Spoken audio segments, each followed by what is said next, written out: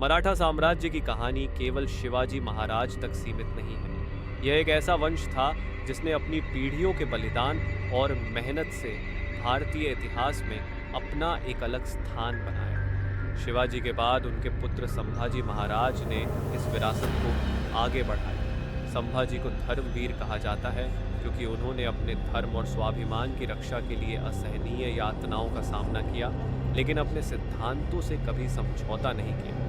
उनकी कहानी सुनकर हर किसी की आंखों में आंसू और दिल में गर्व पैदा होता है। मराठा साम्राज्य की खास बात यह थी कि यह एक ऐसा साम्राज्य था जो केवल तलवार की ताकत पर नहीं बल्कि अपने लोगों के साथ के बल पर चलता था। शिवाजी ने हमेशा जनता को सर्वोपरि रखा।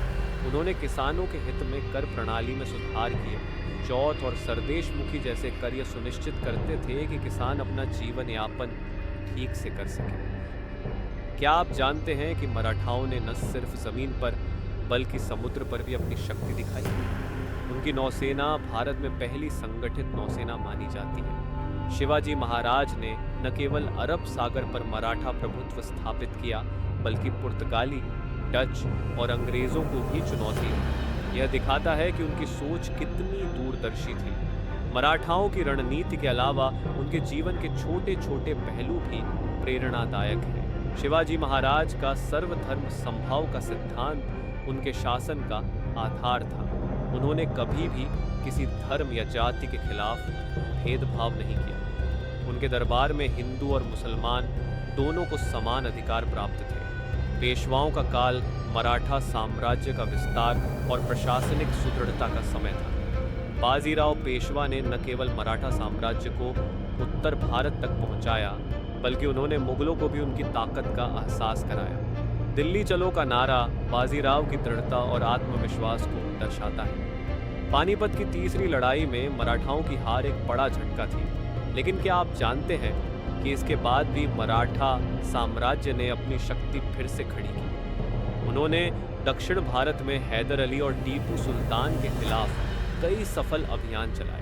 उनकी ताकत और सहनशीलता ने उन्हें हर कठिनाई के बाद और मजबूत बनाया। मराठाओं की जीवन शैली भी उतनी ही आकर्षक थी। उनके उत्सव जैसे दशहरा और गणेशोत्सव न केवल धार्मिक आयोजन थे बल्कि समाज को एकजुट करने का माध्यम भी थे। मराठा समाज में महिलाओं को भी सम्मान दिया जाता था। शिवाजी महाराज ने कभी भी महिलाओं पर आक्रमण को बर्दाश्त नहीं किया। उनकी इस नीति ने उन्हें जनता का सच्चा नायक बना दिया। मराठा साम्राज्य केवल एक भौगोलिक विस्तार नहीं था, यह एक विचारधारा थी। यह विचारधारा थी स्वतंत्रता, स्वाभिमान और न्याय की। शिवाजी महाराज का हिंदवी स्वराज केवल एक नारा नहीं था, यह हर भारतीय के दिल में बसने वाला सपना था। तो क्या आप इस अद्भुत कहानी से प्रेरित हुए?